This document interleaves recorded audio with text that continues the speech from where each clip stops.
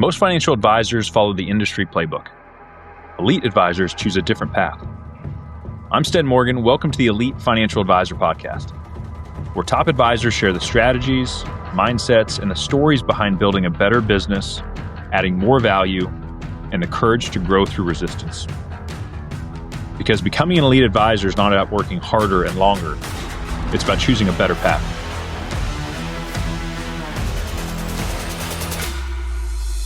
I was dead ass broke. I didn't have any money, and I sold product because I was trying to maximize, income to just survive. My hat off to everybody out there that's just surviving. I tried to position myself as a library of information. Ask me any question, I'll have an answer. And then I got so overwhelmed, I said, I'm a librarian, not a library. What if we could step out and say, no matter where you're at, metaphorically, look at your life, dump your ingredients of your soul out and add back what you want to be, how you want to be, and what you want to do and who you want to do it with. I can't think of a better time to be a financial advisor. I think it's one of the very, very few things that is not going to be AI'd away. Welcome to this episode of the podcast. Today we get to hang out with Omani Carson, a legend in our business. He's accomplished so much. He started as an advisor like a lot of us did, scarcity mentality, grinding it out, just work hard. But over time has built a massive advisory firm, but also his personal story is inspiring about how he's changed and how he's grown. So I'm looking forward to sharing this conversation with Omani with you. Let's jump in. Omani, welcome to the podcast. Thank you for having me, Sten. Yeah, I was excited and a little nervous for this because there's so much we can talk about, and there's so much you've contributed to in the industry. And for everybody listening, you probably heard of Omani, but there's a lot to look up and research. But I almost wanted to start with, as I've reflected on all the things you've done that are public information. Yeah. And even recently, some things you've been talking about. That as I look at my story, there's times where I feel like I've lived some really distinct chapters or lives. And I look back at the current version of myself, and it's interesting to reflect back. So I'd almost love to jump forward in your story to like what today is shifting in your world, what perspectives are changing, and then we can take it back a little bit.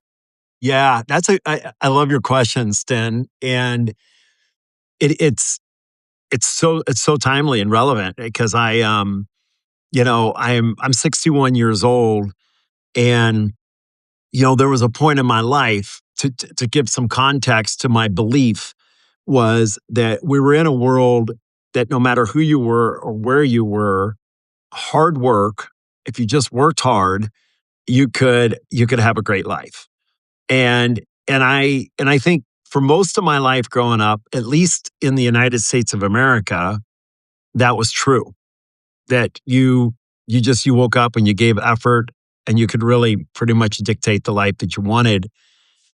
And I start looking around and realizing, first of all, and then Buffett says it, Buffett's right here. He says, I was fortunate to have won the ovarian lottery. Literally won the greatest lottery of all time. And I used to say this in my talks that imagine being able to, with all of the probability to be human, to be born in the United States of America, to be in our profession where we get to help people and really have a great life at a time that change is accelerating. And so it's really powerful, right? It's a really powerful lottery to have won. And, what breaks my heart though, is we have plenty on this planet for everyone. And that story is not true in in many parts of the world. And it's not even true here in America anymore, which breaks my heart. I was doing an interview with a young reporter from New York City, and his fiance has a great job. He has a great job, and they cannot afford to buy a house. Think about that. Working in New York City, two professionals, college degrees, cannot afford to buy a house. So what's really alive for me today is social justice. Hmm. And I believe that we're on this. And listen, I've benefited from the system immensely. Yeah. But I think it's incumbent upon us to figure out, how do we, and I'm a capitalist too. So I don't believe in Yeah. socialism. I don't believe in communism. I am a capitalist, but I'm a conscious capitalist. I believe in conscious capitalism. John Mackey and Raj Sasosa really, I think, coined that term. And I'm really, what's really alive and present for me today is different ways of literally our systems have to change. I'll just give you a great example, healthcare. Yeah. I mean, I never run into anybody saying, God, I love our healthcare system. Isn't it the best? And some of our community members have launched a new model that is like, whoa, these guys started a company, it became insanely successful. It got away from them. They exited for billions of dollars and then started over, and they are getting tremendous outcomes. It costs, and they actually are in the Medicare program because they started with seniors first. Their cost of delivery is 42% less, and their outcomes are 5 times better. And it's all around preventative, all the things that we know to do, Oh yeah. having a navigator help you navigate the system, get out in front of it. And so that's a long-winded answer to say, I really devoted what's alive for me is meaningful system changes. Our food system's another one. Yeah. We spend so much money. We poisoned our food with glyphosate and atrazines. We've destroyed our soil. These are things that everybody wants to go to Mars. Let's take care of this Yeah. place. And as I'm speaking, I'm from Omaha, Nebraska. It was 77 degrees on Monday. It should be like 5 degrees this Wow. time of year. The last 2 years we've had weather in the 80s. It's killing our crops. I mean, we're getting torrential rains and then we're getting drought. And I mean, we learned this in COVID, right? You don't go to the grocery store to get food. Someone's got to raise that food before it ends up there.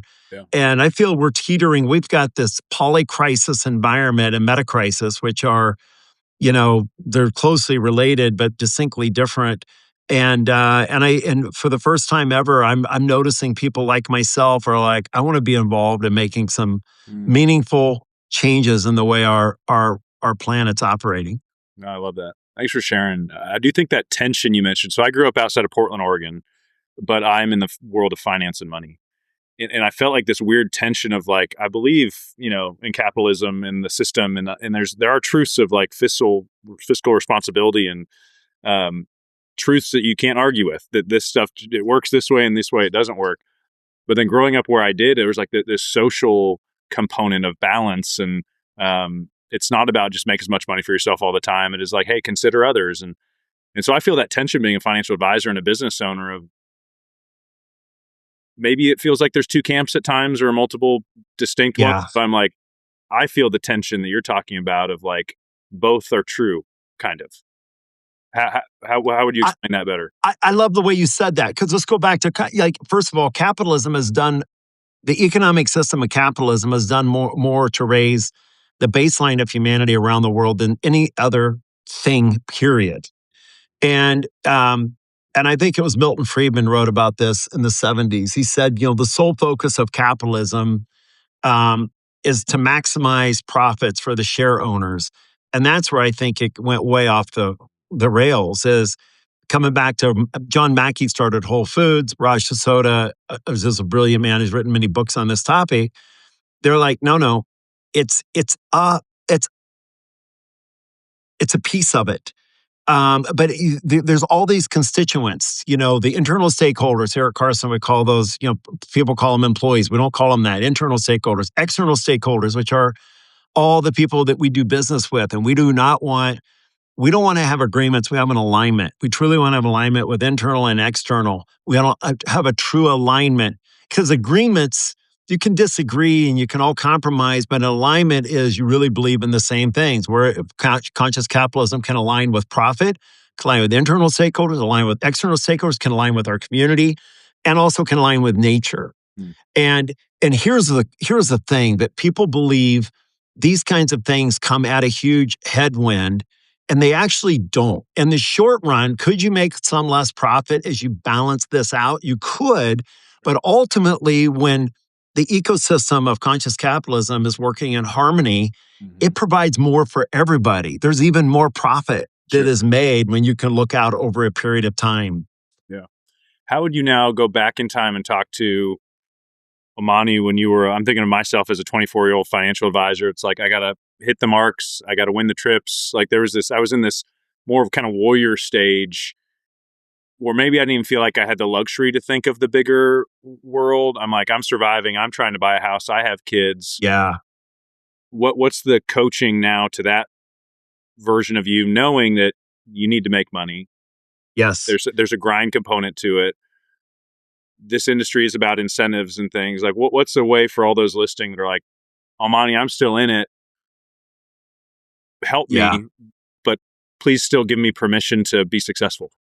Yeah, Sten, I love the way you position this, because there are people that are going to listen to this and go, well, it's easy for you to say because, right? Yep. And listen, when I started, I was dead ass broke. I didn't have any money, and I sold product because I was trying to maximize, income to just survive. And my hat off to everybody out there that's just surviving today. But I would take a step back, knowing I can't give this advice without knowing the environment we're in today, right? So it's not given in a vacuum.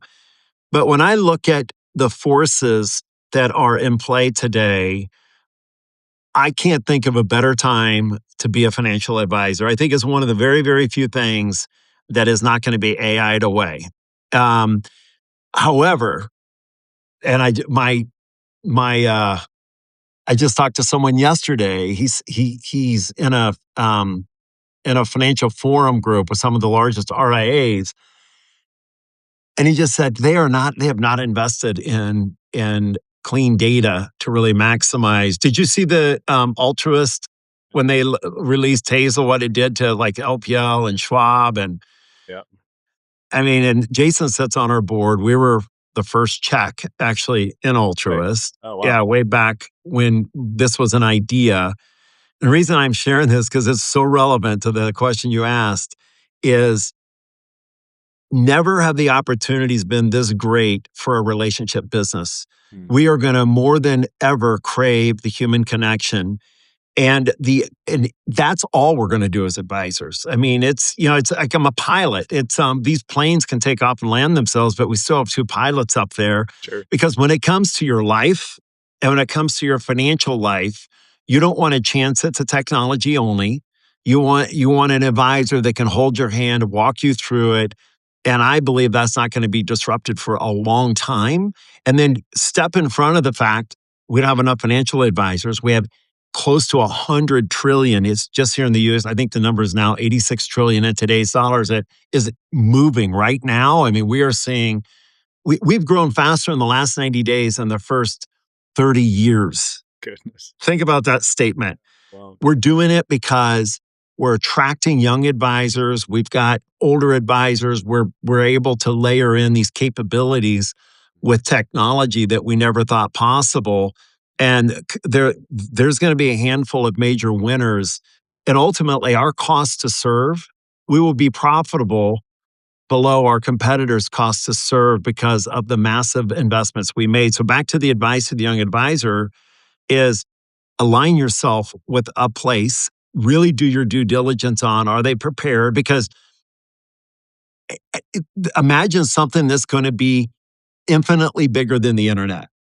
That's I spend hours every week now with, one of my business partners. That's all they're investing in is AI. They've made huge amounts of money in it, but they really know what they're talking about. Our community is full of AI, people that are living in this world every day.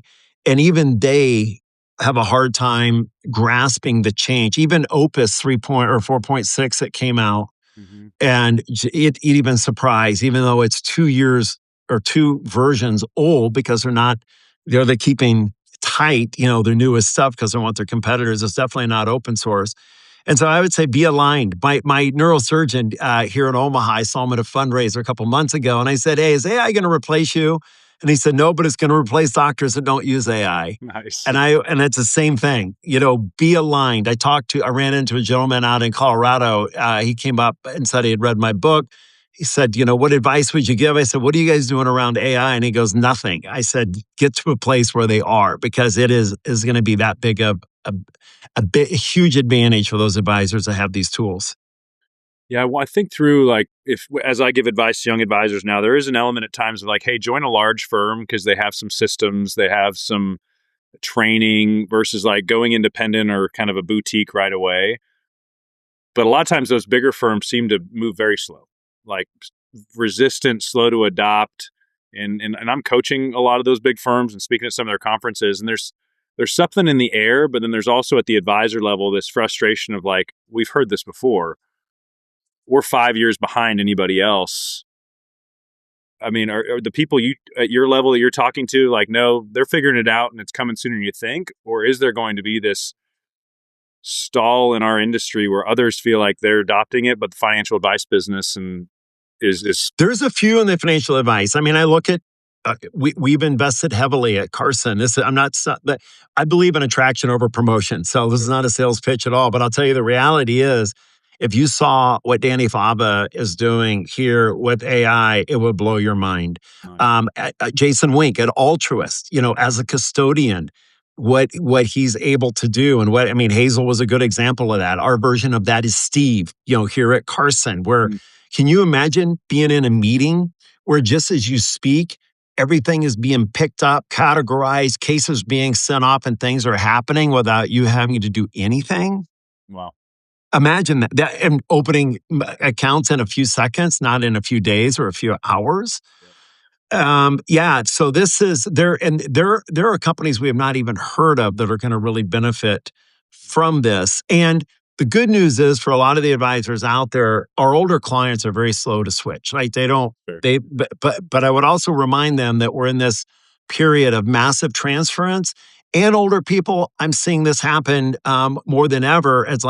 It's just too much for me to keep track of. So I'm going to turn it over to my niece, my nephew, my brother, my children way sooner than I would have, because I feel so you're going to lose the fact that you have a relationship with the decision maker could shift very quickly. So I just believe assets are going to concentrate. And I looked at the banking industry back in the 80s. You're too young for this, but in the 80s we had 60-some thousand banks. Do you know how many banks today control more than half the market?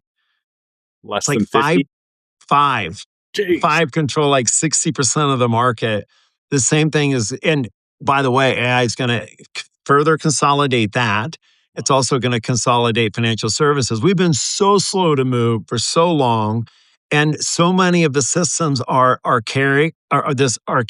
They've got desperate systems that have not, they don't communicate with one another.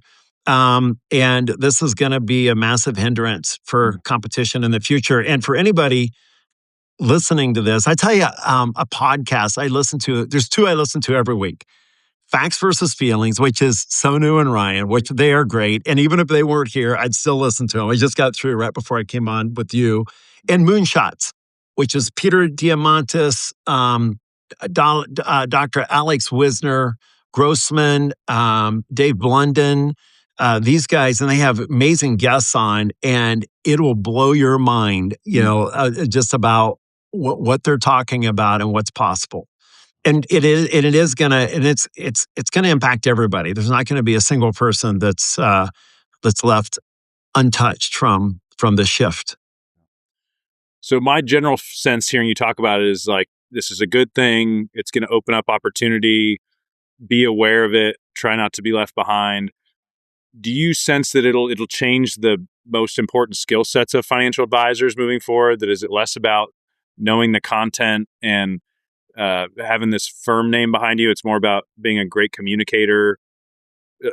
Tell me if you were an advisor now and it's hey, if some stuff is being streamlined, it's less valuable or needed than it was, but the advisor of the future looks like this. Burt White, our CEO, says, and I love this, he goes, we're all trying to figure out what's going to change in the future. Let's try to figure out what's not going to change. And the relationship, the need for sitting down with an advisor, doing a FaceTime with or a Zoom with an advisor is going to be premium. I mean, you hit on it, Sten. Communication skills, relationship skills. I remember one of the best books I ever read when I got my CFP, and it was a small paperback, Communication Skills for Financial Advisors. And that was a Bible. I read it, reconsumed it, and then I read everything I could on where to sit, how to communicate, cadence of my voice, how do you lean in, how do you pace the energy of the people in the room. And the better I got at that, the better I became at persuading people that this was the place to be. And I would invest in those skills heavily today because people are going to realize it's going to be impossible to differentiate yourself purely on a value proposition where you can really stand out and shine as being that trusted advocate in the way that you communicate, the way you make people feel. And there's a lot of science around this that we can learn. And I found as my confidence grew over time, I think I had this anxiety early on of like, I need this client in order to pay my bills and I'm willing to do whatever you need from me, until it's like, actually, no, I need to lead this person better. And even some of my most successful business owner clients that could be the most intimidating, they kind of want to be told what to do. Yes. They want a confident advisor that has a system that won't deviate based on that person's feelings. But I do think the communication piece, we're trying to lean in on that heavily with a lot of coaching we're doing, kind of whiteboarding. The gift is simplicity. Can you take something complex and deliver it in a simple way? But then that brings me also to, if it's not about AUM, even though it's a great line of business, because how's AI disrupting that? If it's not about insurance, because algorithmic underwriting and someday somebody clicks a button and they're approved in 5 seconds, I'm feeling this internal pull of like financial planning, a comprehensive system that if you're a product focused advisor and your financial plan is about Monte Carlos and managing money or more insurance and estate planning, I'm like, it feels like this more comprehensive experience is needed. What would you say to that? Yeah, I think the old AUM model, everybody still reports it. Internally, we talk about net revenue, and which takes in, doing the taxes, the tax planning, estate planning, the comprehensive planning. And I believe that is invaluable. And AI, again, I was just telling this, I said, we're in a big competitive position on a really large opportunity. And I said, I want you to imagine we've got this data warehouse with all your data in it, and we have AI agents in every discipline working on your behalf. We have a rich environment where we can constantly be on top of what your situation is, but any opportunities that unfold themselves.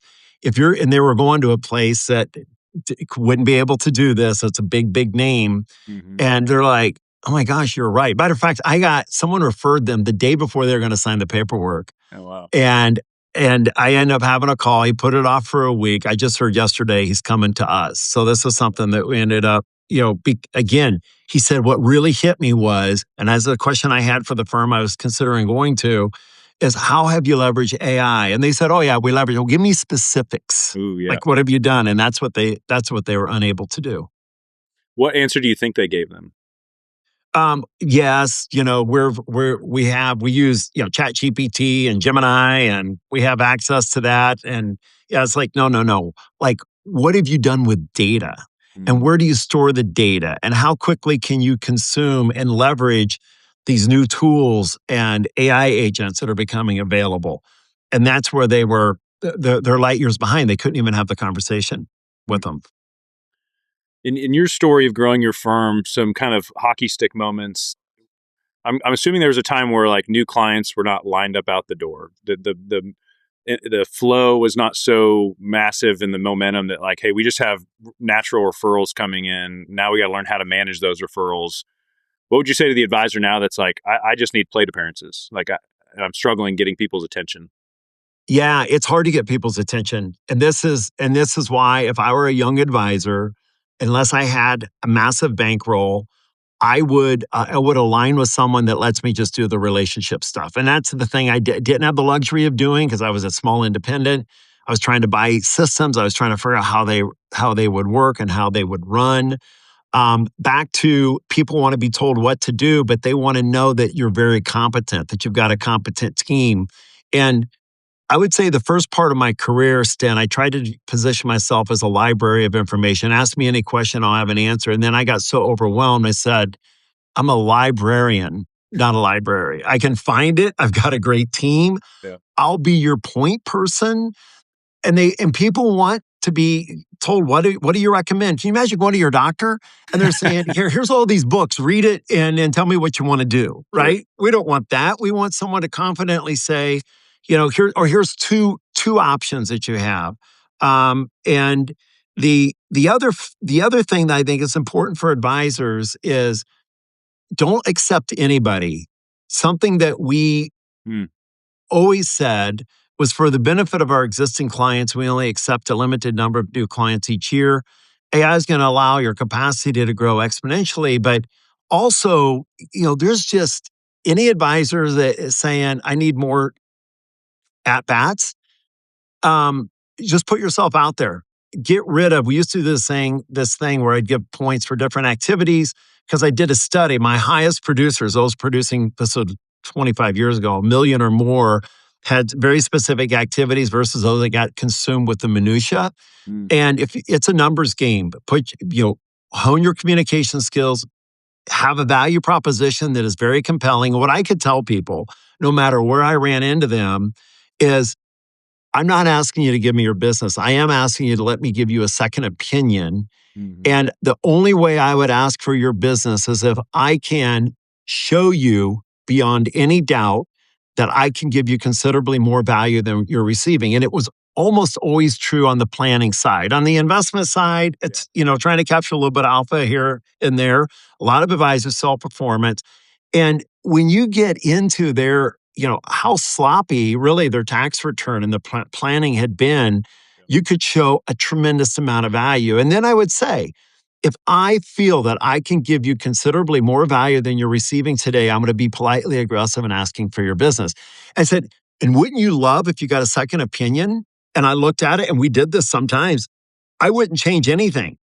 I don't want to replace a relationship because there's so few of them out there that are really performing at that level. Sure. It's really good. I remember one of a client, I said, you know what? I would just stay where I'm at. And they're like, are you serious? Like all this work, you're telling me to stay? And I said, yeah, because they're doing a great job for you. And then the advisor, the wife said, I don't really like our advisor. And so they ended up switching anyway. Sure. But they loved the fact that I said I wouldn't leave. I wouldn't move because there was virtually nothing else we could have done any better. But that happens, 1 out of 20 times. Yeah. Not 1 out of 5. Yeah. When you think about your firm today, I think the dream for advisors is we don't create a really busy job for ourselves. And I think I meet a lot that, work hard, they're serving a lot of people, but they don't understand teams. A lot of advisors don't see themselves as leaders. We don't know how to hire well. And it's this posture of just like kind of brute force, work hard, don't give up, stay in the arena. I don't know if that's the healthiest though. When you think holistically of their life, what would you say to those advisors? I think that's maybe the biggest group that's out there right now. I remember Dan Sullivan, this guy that has Strategic Coach, said something that really hit me. He said, if you work on your weaknesses someday, you're going to have a lot of strong weaknesses. And I would say to advisors, figure out what you're good at. It may not be X and Y, and that's where you're spending your time.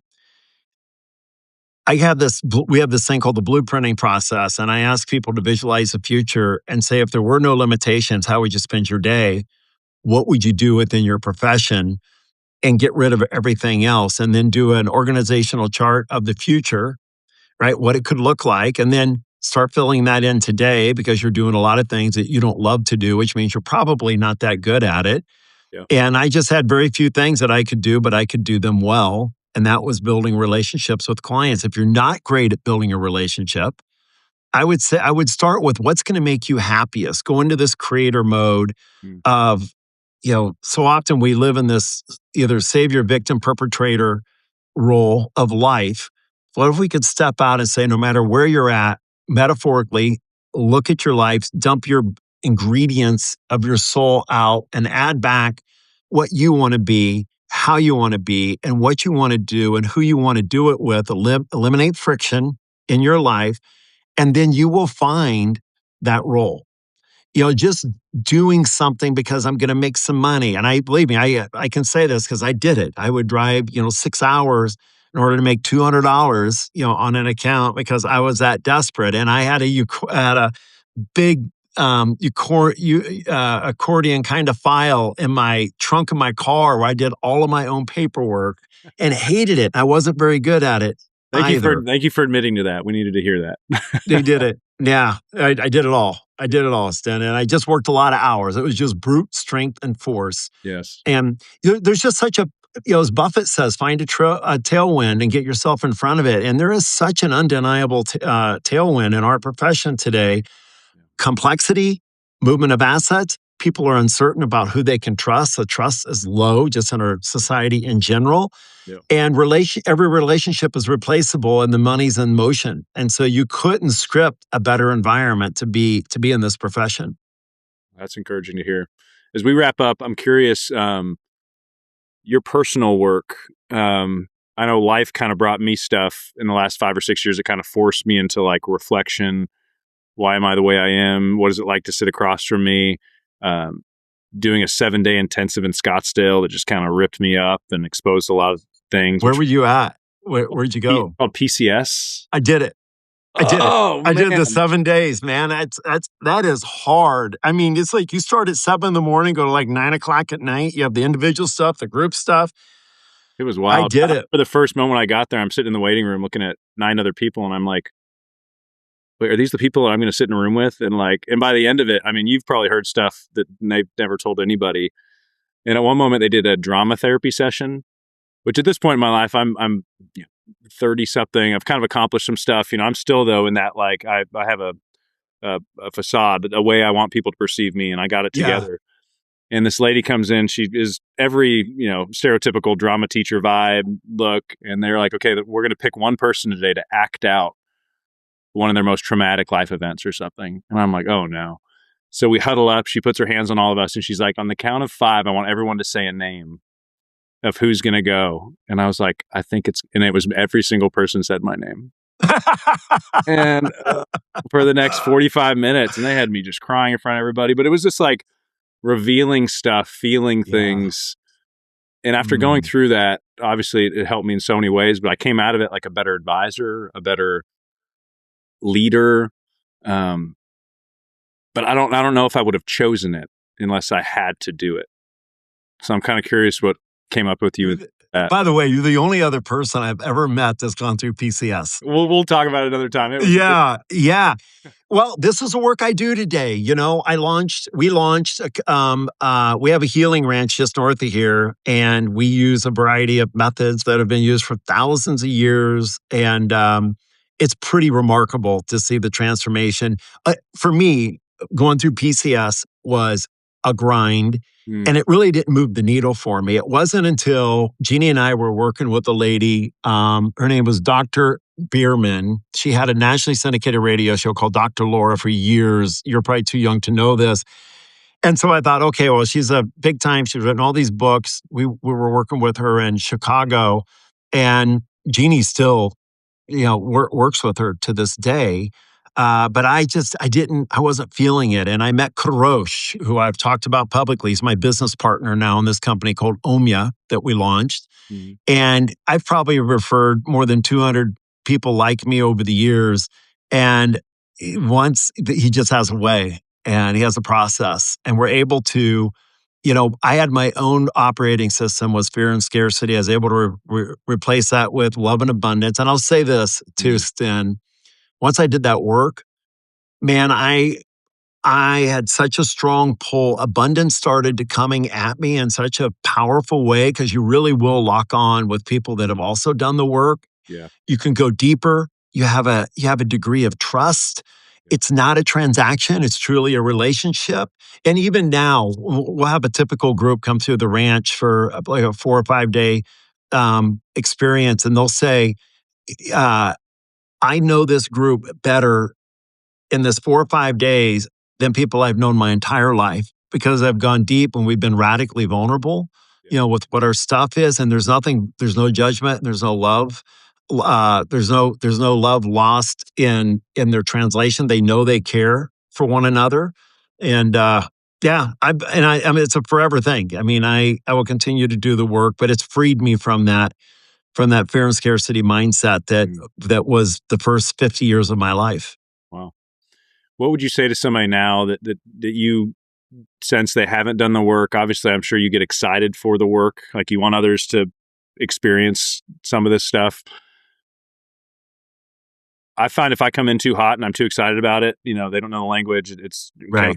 I'm triggering them all over. What's your approach with that? Because obviously you're in a place to mentor a lot of people, lead a lot of people. We meet people where they're at. So, it's like, what are you comfortable doing? We just had a new member retreat this weekend. I had several financial advisors there, and they were crying at the end, saying, I never knew I could feel this way. Sure. And they were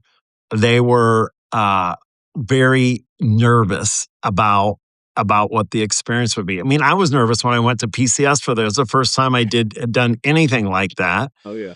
And totally out of our comfort zone. One of my favorite things to ask people is we always do intentional questions when we have dinners. And one of my favorites is, when's the last time you did something for the first time? And that's my message to every human out there, is get out there and get out of your comfort zone.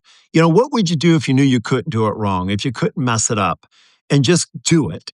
And that's really the permission we give people, just to come, be themselves, be loved. Let us take you through a process, but more importantly, meet you where you're at, not where we want you to be. Yeah. And take you hold your hand through the journey. Yeah. I appreciate you being open about your story. I think as I look back at my kind of arc of, single mom, grind it out, as long as you have some money, that your problems go away, to, hey, I want to run a business, to, hey, I think I want people to see me a certain way, to then, hey, maybe there's something deeper, more connection. So I relate a lot when you talk about stuff to the desire to produce, give back, reach my full potential, yet health and balance. And I think there's a big part of my life where, like, those are two opposing things. And there's definitely some friction there, but it's like, no, maybe there's some place where those work together. I used to think there was friction there. I used to say that there was some friction there, but the truth is, once you get really pure and you live in this creator mode, Sten, where you're not compromising, you're living in your full integrity, because you've decided this is who I am and this is how I'm going to show up, and you revisit that, you remove all friction. I mean, and it will come at you in such a positive way that you will not be able to tell whether it's Monday or Saturday. Nice. I mean it. That's great. It is and it's not just me. Hundreds, at this point, probably more than 1,000 people are living that life that they never thought possible. So there is hope out there. If you're willing to do some personal work, get out of your comfort zone, the sky's the limit in how much you can enjoy your life and how much abundance you can bring into it. That's a good word. Omani, I appreciate you, my friend. This was great. Hey, thank you. Thank you for having me, Sten. It was great. It was fun. Talk soon.